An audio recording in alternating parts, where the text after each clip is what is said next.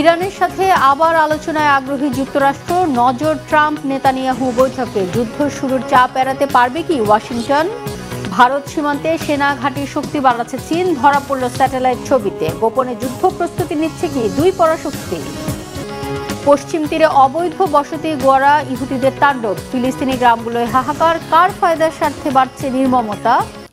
Iran যুদ্ধ আপাতত স্থগিত হওয়ায় গুঞ্জন চলছে আবার আলোচনার টেবিলে সমঝোতার সম্ভাবনা নিয়ে। এই যুদ্ধের অন্যতম খেলোয়াড় মার্কিন প্রেসিডেন্ট ডোনাল্ড ট্রাম্পও প্রকাশ্যে বলে বেড়াচ্ছেন শান্তি আলোচনায় আগ্রহের কথা।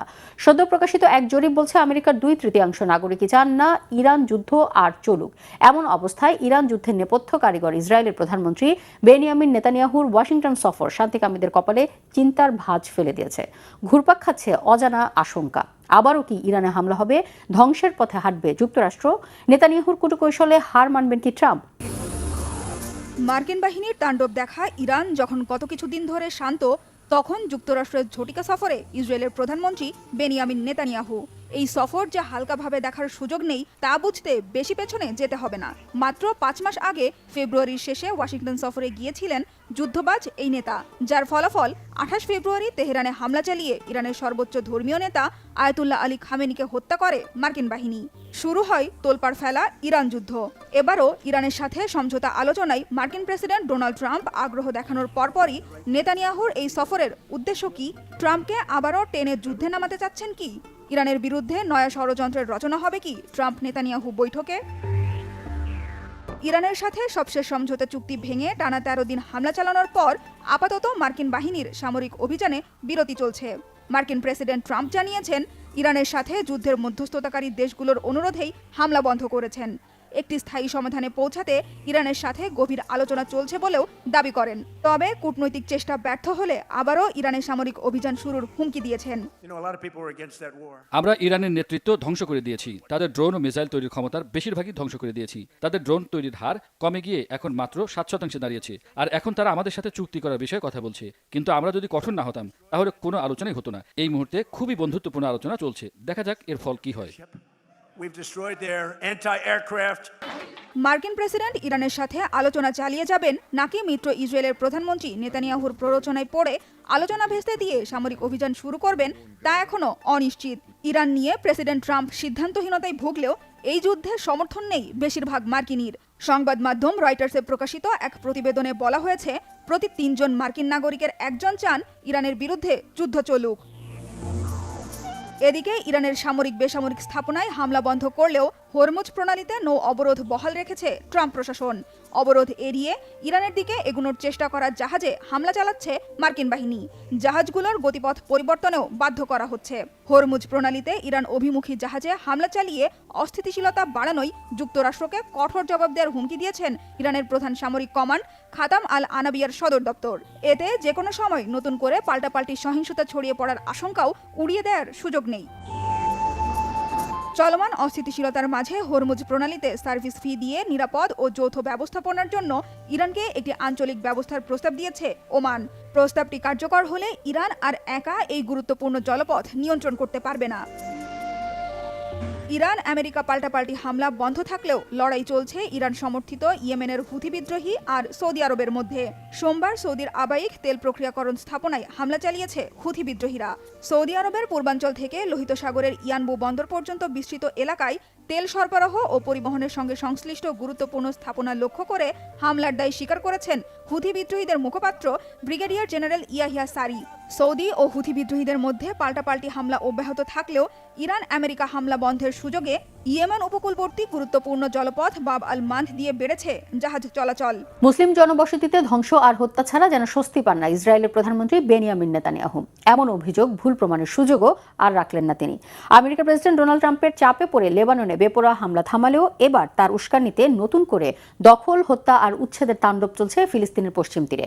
বরাবরের মতো এই ঘৃণ্য বর্বরতার হায়নার মতো ঝাঁপিয়ে পড়েছে পশ্চিম তীরে অবৈধ বসতি স্থাপনকারী উগ্রপন্থী ইহুদিরা। এবার কোন উদ্দেশ্যে কার স্বার্থের বলি হচ্ছেন পশ্চিম তীরের ফিলিস্তিনিরা? দৃশ্যটি ফিলিস্তিনের পশ্চিম তীরের। নিজেদের বসতভিটা, পশু পাখির খামার, ফসলি জমি সহ বিভিন্ন স্থাপনায় বহিরাগতদের আগুন দেয়া আর পুড়ে যাওয়া দেখার মতো নির্মম যন্ত্রণার সাক্ষী হচ্ছেন ফিলিস্তিনিরা। অসহায় দৃষ্টিতে সব ছাড়খাড় হতে দেখা ছাড়া যেন কিছুই করার নেই। এমন তাণ্ডবের মূল হোতা পশ্চিম তীরে অবৈধ বসতি স্থাপনকারী উগ্রপন্থী ইহুদিরা। গ্রামের পর গ্রামে নজিরবিহীন এই বর্বরতায় মুহূর্তেই নিঃস্ব হচ্ছে ফিলিস্তিনি পরিবারগুলো। দখল হচ্ছে প্রজন্মের পর প্রজন্ম ধরে সেখানে বসবাস করা ফিলিস্তিনিদের জমি, সহায় সম্বল, সবকিছু। প্রতি রাত যেন আতঙ্কের এক একটি উপাখ্যান। অধিকৃত পশ্চিম তীরের বিভিন্ন গ্রামে সদল বলে ঢুকছে উগ্র ইহুদিরা। চলছে নির্বিচারে হামলা, ভাঙচুর, অগ্নিসংযোগ আর গুলি। বাদ নেই অবলা পশু পাখি, নির্মম কায়দায় হত্যার মতো পৈশাচিক কাণ্ড। পশ্চিম তীরে বর্বরতার মাত্রা আচমকা এমন পর্যায়ে যাচ্ছে কেন? নতুন কোনো চক্রান্ত বাস্তবায়নের পথে হাঁটছেন কি ইসরায়েলের প্রধানমন্ত্রী বেনিয়ামিন নেতানিয়াহু? ইরান ও আমেরিকার চাপে অনেকটা বাধ্য হয়ে লেবাননে বেপরোয়া হামলা থেকে পিছু হটেছেন গণহত্যাকারী প্রধানমন্ত্রী নেতানিয়াহু। মুসলিমদের রক্ত ছাড়া যার এক মুহূর্ত বসে থাকার নজির নেই, সে কি আর এভাবে থামলে চলে? লেবাননের হামলা থামালেও নজর দিয়েছেন সীমান্তের অপর প্রান্তে। ফিলিস্তিনিদের ভিটেমাটি থেকে নতুন করে উচ্ছেদ আর হত্যার জন্য উস্কে দিয়েছেন পশ্চিম তীরে অবৈধ বসতি স্থাপনকারী ইহুদিদের, যার নির্মম শুরুটা হয় অধিকৃত পশ্চিম তীরের তাল গ্রামে। সেখানে ইসরায়েলি সেনাদের ছত্রছায়ায় উগ্র ইহুদিরা হামলা শুরু করলে প্রতিরোধ গড়ে ফিলিস্তিনিরা। গোলাগুলিতে নিহত হয় 4 ফিলিস্তিনি আর 2 ইসরায়েলি সেনা। এতে পশ্চিম তীরে তাণ্ডব আরও ভয়াবহ আকার নেয়। হামলা হয় আশেপাশের অন্যান্য ফিলিস্তিনি গ্রামেও। পুড়িয়ে দেয়া হয় বাড়িঘর, ফসল, খামার। বাদ পড়েনি মসজিদও। পরিকল্পিত এই ঘটনায় সৃষ্ট সুযোগ লুফে নিয়ে নতুন করে অভিযান পরিচালনা ও দখলদারিত্বের নির্দেশ দিয়েছেন ইসরায়েলের প্রধানমন্ত্রী। এর ধারাবাহিকতায় সন্ত্রাসবাদ দমনের অজুহাতে পশ্চিম তীরে চলছে ব্যাপক ধরপাকড়। গ্রেফতার করা হয়েছে 1.5 শতাধিক ফিলিস্তিনিকে, বন্ধ করা হয়েছে পশ্চিম তীরের প্রবেশপথ, এমনকি বিমান হামলায় গুড়িয়ে দেওয়া হয়েছে বাড়িঘর। এমন অবস্থায় দিনরাত 24 ঘন্টায় চরম নিরাপত্তাহীনতায় ভুগছেন পশ্চিম তীরের বাসিন্দারা। গোটা ফিলিস্তিনের অস্তিত্ব আজ হুমকির মুখে। আমরা অন্য কোথাও যেতে চাই, দক্ষিণে বা উত্তরে, কোথাও যাওয়ার মতো নিরাপদ জায়গা নেই। এর সমাধান কি আমরা জানি না। তারা বলছে যুদ্ধ শেষ হয়ে গেছে, কিন্তু যুদ্ধ আগের চেয়ে আরো কঠিনভাবে ফিরে এসেছে। ওরা আমাদের সন্ত্রাসী বললেও আমরা তা নই। ভেড়া জবাই করার মতো ধারালো ছুরিও ঘরে নেই। আমরা তাদের আক্রমণ করি না, ওরা গাড়ি নিয়ে আমাদের বাড়ি পর্যন্ত আসে। তাদের প্রতিরোধের সামর্থ্য আমাদের নেই। আমাদের প্রতিটা সময় কাটে মৃত্যু আতঙ্কে। আমেরিকা চাইলে 24 ঘন্টার মধ্যে বসতি স্থাপনকারী সন্ত্রাসীদের এই হামলা বন্ধ করতে পারে। প্রেসিডেন্ট ট্রাম্পের একটি সিদ্ধান্ত আর নেতানিয়াহুর প্রতি একটি নির্দেশনায় এসব থামিয়ে তাদের ফিলিস্তিনি এলাকা থেকে বিতাড়িত করা সম্ভব। অসলো চুক্তি অনুযায়ী এগুলো ফিলিস্তিনি এলাকা, যেখানে ইসরায়েলিদের প্রবেশ নিষিদ্ধ। অজুহাত তৈরি করে লেবানন আর ফিলিস্তিনে হামলার জন্য এত উতলা কেন ইসরায়েলের প্রধানমন্ত্রী নেতানিয়াহু? উত্তর খুঁজতে গিয়ে এর পেছনে রাজনৈতিক ফায়দা তুলে নেতানিয়াহুর পিঠ বাঁচানোর অপচেষ্টার দিকে ইঙ্গিত করেছেন বিশ্লেষকরা। ধারণা করা হচ্ছে দুর্নীতি মামলায় ভালোভাবে ফেঁসে জনপ্রিয়তা কমে যাওয়ায় ইসরায়েলের প্রধানমন্ত্রীর নজর এখন আসছে অক্টোবরের নির্বাচনে। এজন্য কট্টর ডানপন্থীদের সমর্থন আদায়ের জন্য একের পর এক যুদ্ধ বাঁধিয়ে জাতিগত নিধন ও ফিলিস্তিনি ভূখণ্ড দখলের খেলায় মেতেছেন, যা প্রভাব ফেলেছে পুরো পশ্চিম তীর আর পবিত্র ভূমি জেরুজালেম দখলের পরিকল্পনা বাস্তবায়নের চেষ্টায় থাকা উগ্র কট্টর ডানপন্থীদের মধ্যে। কট্টর এই শ্রেণীর আস্থা অর্জন ভোটের পরিসংখ্যানে বড় প্রভাব ফেলবে বলে মনে করছেন নেতানিয়াহু। এতে ভর করে আগামী নির্বাচনে জয় সুনিশ্চিত করাই শুধু নয়, দুর্নীতি মামলায় প্রভাব খাটিয়ে কারাদণ্ড ঠেকানোর স্বপ্ন দেখছেন ফিলিস্তিনিদের রক্তপিপাসু নেতানিয়াহু। এদিকে ইসরায়েলের প্রধানমন্ত্রী বেনিয়ামিন নেতানিয়াহুর এবারের আমেরিকা সফর খুব একটা সুখকর হয়নি। মার্কিন প্রেসিডেন্ট ডোনাল্ড ট্রাম্পের সাথে তার বৈঠকের আগে খোদ রাজধানী ওয়াশিংটনের রাজপথে শুধু নয়, একেবারে হোয়াইট হাউসের সামনে হয়েছে বিশাল বিক্ষোভ কর্মসূচি। যুদ্ধাপরাধের হামলায় হুলিয়া থাকা নেতানিয়াহুকে অবিলম্বে গ্রেফতার করে আন্তর্জাতিক অপরাধ আদালত আইসিসির কাছে হস্তান্তরের দাবি জানিয়েছেন বিক্ষুব্ধরা। নেতানিয়াহুকে গ্রেফতারের দাবিতে এবার রাজপথে খোদ মার্কিনিরাই। হোয়াইট হাউসের ঠিক সামনে যেন এক উত্তাল সমুদ্র। চারদিকে উঠছে বিশালাকার ফিলিস্তিনি পতাকা। ঢাকঢোল আর ড্রামের কানফাটা আওয়াজে কেঁপে উঠছে ওয়াশিংটন ডিসির রাজপথ।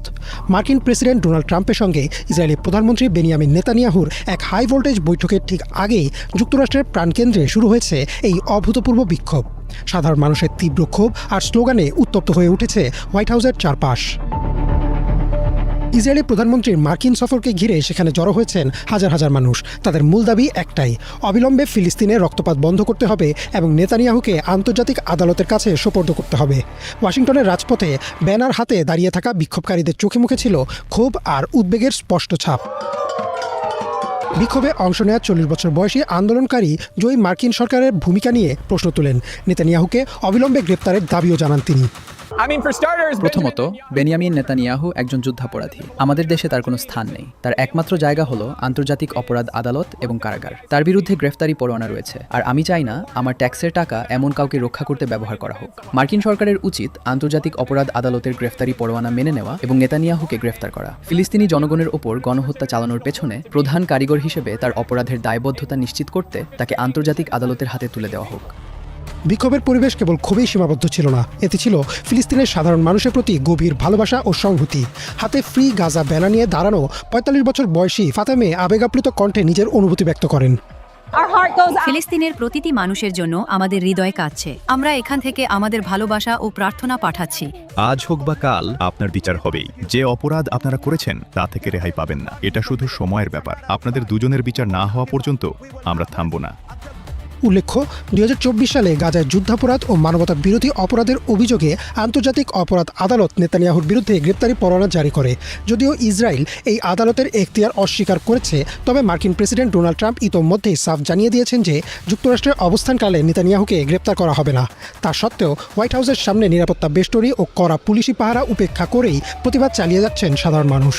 ক্রমেই তীব্র হচ্ছে প্রতিবেশী দুই পরাশক্তি ভারত আর চীনের মধ্যে চলমান সামরিক উত্তেজনা। এবার স্যাটেলাইট থেকে পাওয়া নতুন ছবিতেও এমন ইঙ্গিত পাওয়া গেছে, যেখানে ধরা পড়েছে ভারত সীমান্তবর্তী দুটি চীনা বিমান ঘাঁটিতে কমপক্ষে 11টি J-20 স্টেলথ ফাইটার রাখার দৃশ্য। এ কি শুধু শক্তির প্রদর্শন নাকি আগাম যুদ্ধের প্রস্তুতি? কি বলছেন বিশ্লেষকরা? ভারতের উত্তর ও উত্তর পূর্ব সীমান্ত সংলগ্ন অঞ্চলে চীনের সামরিক তৎপরতা নতুন মাত্রা পেয়েছে। সাম্প্রতিক স্যাটেলাইট চিত্রে দেখা গেছে ভারতের দিকে মুখ করে থাকা দুটি গুরুত্বপূর্ণ বিমান ঘাঁটিতে অন্তত 11টি J-20 মাইটি ড্রাগন স্টেলথ যুদ্ধ বিমান মোতায়েন করেছে বেইজিং। প্রতিরক্ষা বিশ্লেষকদের মতে এটি শুধু শক্তি প্রদর্শনের ঘটনা নয়, বরং সীমান্তবর্তী উচ্চভূমিতে চীনের পঞ্চম প্রজন্মের যুদ্ধ বিমান পরিচালনা এখন নিয়মিত সামরিক প্রস্তুতির অংশে পরিণত হয়েছে। মার্কিন মহাকাশ গোয়েন্দা প্রতিষ্ঠান ভ্যান্টরের স্যাটেলাইট চিত্রে দেখা গেছে চলতি বছরের জুনের শেষ ভাগ ও জুলাইয়ের শুরুতে দুটি পৃথক বিমান ঘাঁটিতে এই যুদ্ধ বিমানগুলো অবস্থান করছিল। 9 জুলাই ধারণ করা একটি ছবিতে শিনজিয়াংয়ের হোতান বিমান ঘাঁটির রানওয়ের পাশে সারিবদ্ধভাবে 7টি J-20 যুদ্ধ বিমান দেখা যায়। দ্বৈত ব্যবহারযোগ্য এই ঘাঁটিটি লাদাখের লেহ শহর থেকে প্রায় 389 কিলোমিটার এবং ভারতীয় বিমান বাহিনীর কৌশলগত দৌলতবেগ ওল্ডি ঘাঁটি থেকে মাত্র 245 কিলোমিটার দূরে অবস্থিত। একই সময়ে তিব্বতের ডামসুং বিমান ঘাঁটিতেও আরও 4টি J-20 মোতায়েন থাকার প্রমাণ মিলেছে। ঘাঁটিটি অরুণাচল প্রদেশের তাওয়াং সীমান্তের খুব কাছাকাছি। ভারতীয় সংবাদ মাধ্যম এনডিটিভির বিশ্লেষণে বলা হয়েছে, বাণিজ্যিক স্যাটেলাইটের মাধ্যমে কোনো একক চীনা বিমান ঘাঁটিতে একসঙ্গে এত সংখ্যক J-20 যুদ্ধবিমান আগে শনাক্ত হয়নি। ফলে সীমান্তবর্তী এলাকায় চীনের আকাশ শক্তি বৃদ্ধির বিষয়টি নতুন করে গুরুত্ব পাচ্ছে। ভারতের মহাকাশ ও প্রতিরক্ষা গবেষণা প্রতিষ্ঠান নিউ স্পেসের সহ প্রতিষ্ঠাতা এবং সাবেক পাইলট সমীর যোশীর মতে হোতান ও ডামসুংয়ে J-20 উপস্থিতি স্পষ্ট করে যে ভারতের মুখোমুখি উচ্চভূমির ঘাঁটি থেকে পঞ্চম প্রজন্মের যুদ্ধ বিমান পরিচালনা এখন চীনের নিয়মিত কার্যক্রমে পরিণত হয়েছে। উত্তর সীমান্তে রাডার ফাঁকি দিতে পারে এমন যুদ্ধ বিমানের হুমকি এখন বাস্তবতা। তাই দ্রুত স্টেলথ বিরোধী সেন্সর, সমন্বিত আকাশ প্রতিরক্ষা ব্যবস্থা এবং দূরপাল্লার আঘাত হানার সক্ষমতা জোরদার করা প্রয়োজন বলে অভিমত সমীর যোশীর। বিশ্লেষকরা বলছেন, J-20 সবচেয়ে বড় শক্তি এর স্টেলথ প্রযুক্তি। বিশেষ নকশার কারণে প্রচলিত রাডারে বিমানটির উপস্থিতি শনাক্ত করা তুলনামূলক কঠিন। এ কারণে এটি প্রতিপক্ষের আকাশসীমায় প্রবেশ ও আকাশ যুদ্ধে গুরুত্বপূর্ণ কৌশলগত সুবিধা অর্জন করতে পারে। বিপরীতে বর্তমানে ভারতীয় বিমান বাহিনীর প্রধান আধুনিক যুদ্ধ বিমান রাফাল উন্নত হলেও স্টেলথ প্রযুক্তি সম্পন্ন নয়। ফলে প্রযুক্তিগত দিক থেকে চীনের J-20 তুলনায় ভারত অনেক পিছিয়ে রয়েছে। এই ব্যবধান দ্রুত কমার সম্ভাবনাও আপাতত নেই। ভারতের প্রথম দেশীয় স্টেলথ যুদ্ধবিমান advanced medium combat aircraft AMCA এখনও উন্নয়নের পর্যায়ে রয়েছে। প্রয়োজনীয় প্রযুক্তিগত পরীক্ষা সফলভাবে সম্পন্ন হলেও বিমান বাহিনীতে যুক্ত হতে এই বিমানের অন্তত আরও 1 দশক সময় লাগতে পারে। অন্যদিকে একই সময়ে চীনের উৎপাদন সক্ষমতা দ্রুত বাড়ছে। প্রতিরক্ষা বিষয়ক সাময়িকী দ্য ওয়ার জোনের তথ্য অনুযায়ী 2019 সালে চীনের হাতে প্রায় 50টি J-20 থাকলেও 2022 সালের শেষ নাগাদ সেই সংখ্যা প্রায় 200-তে পৌঁছে যায়। পরবর্তী সময়ে উৎপাদনের গতি আরও বাড়ে। 2026 সালের মাঝামাঝি চীনের বিমান বাহিনীর বহরে 300 থেকে 500টি J-20 যুক্ত হয়েছে বলে ধারণা করা হচ্ছে। যুক্তরাজ্য ভিত্তিক রয়্যাল ইউনাইটেড সার্ভিসেস ইনস্টিটিউটের পূর্বাভাস অনুযায়ী 2030 সালের মধ্যে এই সংখ্যা 1000-এ পৌঁছাতে পারে। ভারতীয় বিমান বাহিনীর সাবেক উপপ্রধান অবসরপ্রাপ্ত এয়ার মার্শাল নর্মদেশ্বর তিওয়ারির মতে বছরে শতাধিক যুদ্ধ বিমান উৎপাদনের সক্ষমতা অর্জন কোনো সাধারণ বিষয় নয়। প্রথম উপসাগরীয় যুদ্ধের পর থেকেই চীন বিমান শক্তিকে অগ্রাধিকার দিয়ে দীর্ঘমেয়াদী পরিকল্পনা বাস্তবায়ন করেছে, যার ফল এখন দৃশ্যমান।